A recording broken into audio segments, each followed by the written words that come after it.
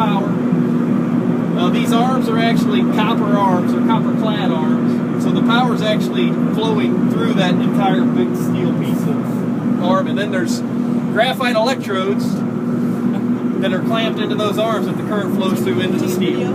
That's actually a little bit of scrap laying there, and you are starting to see some slag now. Start to speak to, but he'll actually run some out the door here in a little bit. So here it comes, here it comes.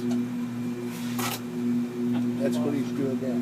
Yeah, he's not actually doing it yet. That's just from the foaming that it's getting, the level's getting higher than the breast of the furnace, and a little bit's rolling out. He'll actually rock it and start getting rid of some when he gets to the right temperature. And remote control it. So now you're getting some slag out of the furnace. And like I said, that's all waste product, but these guys will tell you that's the key to making steel. They got to have their slag. Actually, what they take samples and temperatures with is just cardboard. Real wound cardboard about this thick. You can stick it in there for a minute and it won't melt. It won't burn. It'll catch on fire, but it won't really burn because it's wound so tight. So that's slag right now. That slag pouring out the door is probably 2,700 degrees. Wow. And it's running downstairs into a pot. Specific gravity of steel is about 7. The specific gravity, that's about 4. So as soon as it's created, it immediately sits on top of the steel. So this is sitting on the top. It's just like pouring oil. It's just like pouring oil on water. Okay. It's the same. And that's how we do a lot of our testing for slag and steel. Is we do water modeling with oil on top because it acts almost exactly the same as the steel and slag. That's the robot? That's the robot, yeah. Thank you. It just took a sample of the steel, I believe, is what he took. By the time it gets out there, it's about 260 degrees, 250 degrees.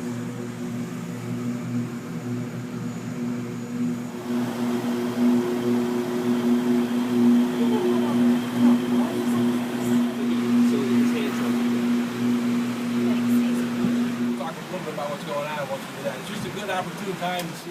Wow. So he's raising the electrodes out of the bath. That's the actual graphite electrodes that the power is being conducted through those. And now shortly you're gonna see the furnace rock to the east, and steel will start basically coming out the bottom of it. Now you see it rocking. There it goes. Those graphite sticks are solid graphite. Refractory is about 3 foot thick. And at that point, you put a little bit of refractory, looks like a sponge underneath it. Then a metal gate came underneath to hold that sponge in place. And then we filled that hole through the bottom with sand. Into this elbow, which goes out to the back way. So shortly, this furnace is going to rock back towards us very fast. And the reason it comes back so fast is as soon as the operator sees slag, any slag at all, we don't want any of that in the lane. Yeah. It's actually liquefied lime. Lime doesn't melt at these temperatures, but it'll become liquidous. And all the impurities, because you think about all this. Oh my God. So this is going to swing off. A guy's going to look in the furnace to make sure there's no spots of brick showing. If there are, he'll actually take a gun and spray some refractory on it, just to keep it safe. And we're going to see a big bucket, literally 2 feet out this window, come to the furnace. It's going to drop scrap in. There's the bucket. Oh yeah. Hello. And the bottom of that's going to open up and drop the scrap in the furnace. Yeah, if you can't see around the screen, you'll want to see it drop. And how much you said? You can leave. Go ahead. You haven't been having any lunch, have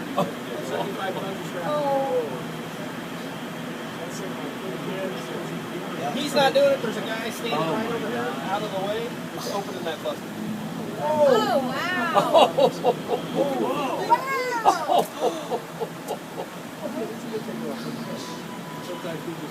Show them the garage door just so they can see it. We left it open so you guys can see it. But normally, every time they drop the charge, you lower it. Because if there's any water in the strap, it can blow stuff right back at it. Fantastic. So for those on Twitter,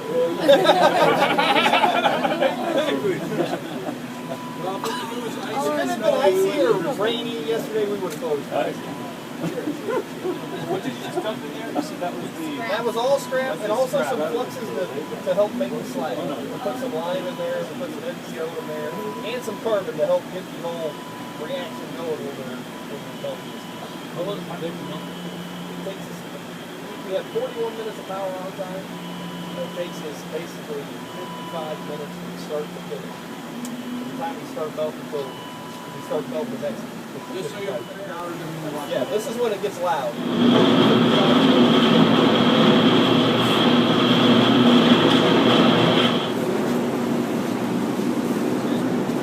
We have pretty good cameras. You can see he's actually watching what's going on at the furnace. What's going on here? This is a ladle metallurgical furnace. Crane picked it up, moved it over to his ladle cars. Here's where they basically make the steel.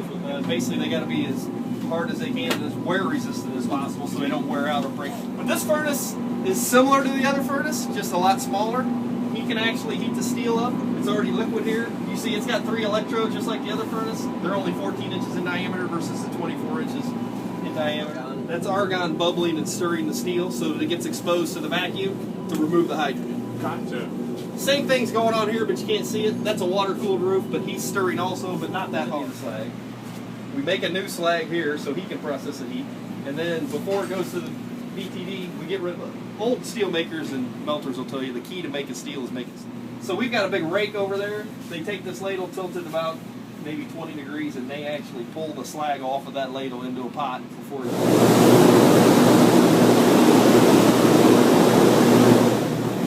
we take that much to tell us all 110 tons of steel. That's the temperature.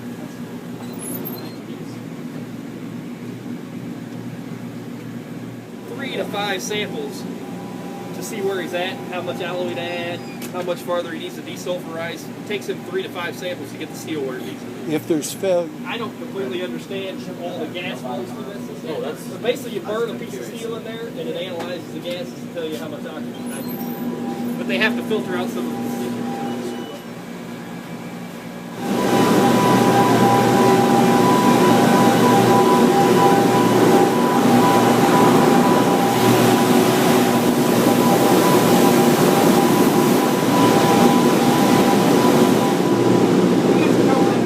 That's a ladle full of steel. There's a hole in the bottom of the ladle similar to the furnace. And the steel's running through that refractory shroud into the tundish. The tundish is the thing we saw when we walked in this, that I said like a big bathtub. It's literally just like a big bathtub. So when this ladle's empty, you cast the whole time on what's left in the tundish. Let's walk around this way, I'll show you this casting screen. Watch your step.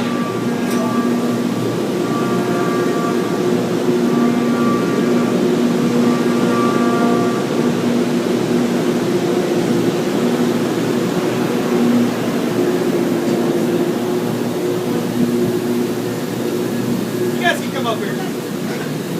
So that's the bathtub. It's got about 22, 24 tons of steel.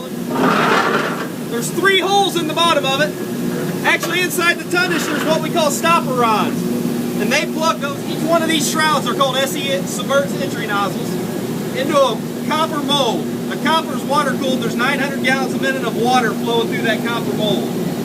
So the liquid steel is flowing down into that copper mold. Immediately, the outside is solidifying. As that solidifies, the machine's also moving the steel down. And as it comes out of the mold, we're about 3/4 of an inch thick. We have a shell, still liquid, so as we leave the mold, we spray water on for about another 10 or 12 feet to continue solidifying the center. But basically, the center of this strand doesn't get completely solid until about 30 feet down. So up near the top, there's a very thin shell. At the bottom, there's a real thick shell with a little bit of liquid. If you look closer, you see the mold moving up and down. That's an oscillator. That's what revolutionized continuous casting. It does that to keep the steel from sticking to the side of the mold, and there's a powder on top that actually melts and lubricates the side of the mold. That's how we control the level of the mold. And that little rod inside the tundish is open and closed to control that level. Down there.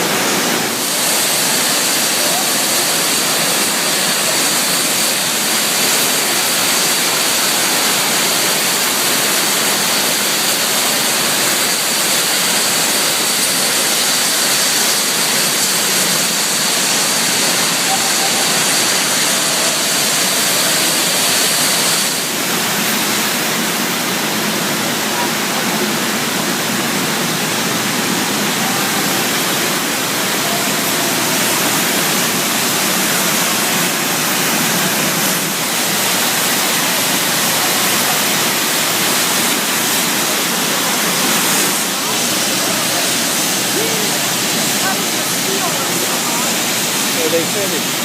So, yeah. We're passing about 220 inches a minute.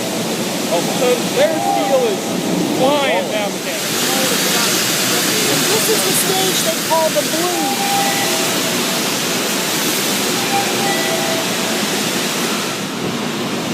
And they also bring it back there. Cut up blooms is what we call them. There's 43 of those in that furnace.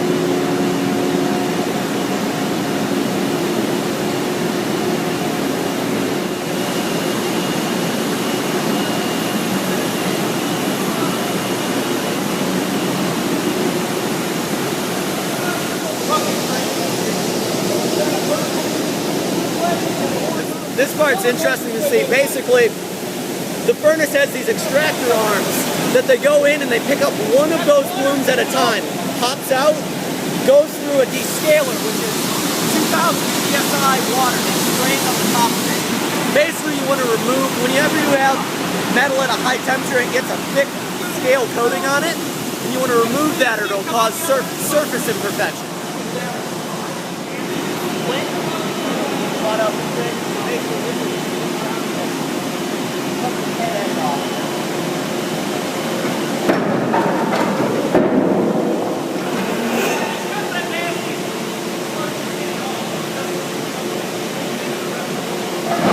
This over here, this is our intermediate mill.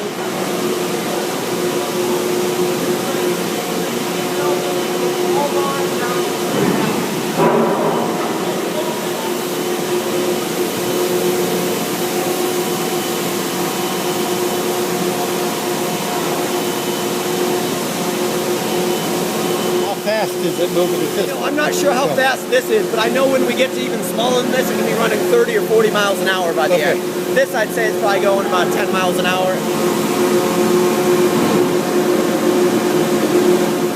This over here, this is our cooling bed. So basically, the bars come through. There's a little dividing shear right here that'll swing around and cut the lengths, and then it'll pop it over. The rakes will pick it up. It'll slowly move across as it cools.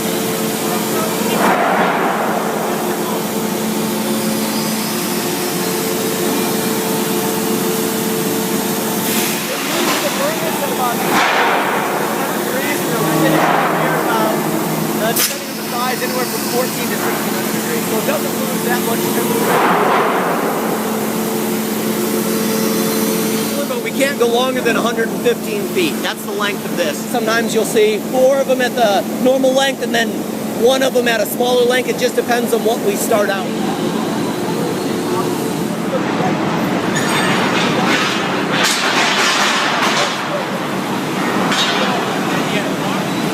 They are cooled off.